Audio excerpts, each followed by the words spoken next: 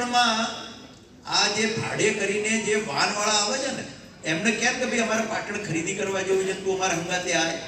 તો એ ના પાડે કે ભાઈ પાટણ નહીં તમે બીજે ક્યાંક લઈ જઈશું કેમ તો અમે પાટણમાં પ્રવેશ કરીએ છીએ તો પોલીસ વાળા પકડે છે અમારી જોડે 500-1000 રૂપિયા લઈ લે છે તો આવતા બંધ થયા છે કે નાનું કારણ છે મિત્રો। પાટણ જિલ્લામાં જિલ્લા ટ્રાફિક પોલીસ અને સિટી ટ્રાફિક પોલીસ જાહેરનામાનું પાલન કરવા બાબતે અને બીજા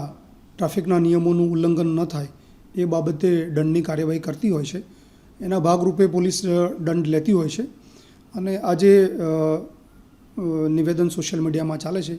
એ બાબતે પણ અમે તપાસ કરી અને ચોક્કસ એમાં કાર્યવાહી કરશું। પોલીસ મોટા પાયે વ્હીકલ ખાનગી સાધનો હોય, રેતીના ટરબા હોય, દારૂની જુગારો, દારૂની અડ્ડા ચાલતા હોય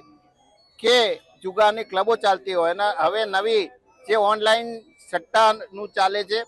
એની અંદર પણ સમગ્ર ગુજરાતની અંદર ભારતીય જનતા પાર્ટીના શાસનની અંદર પોલીસનો હપ્તો ચાલે છે અને ચાલે છે।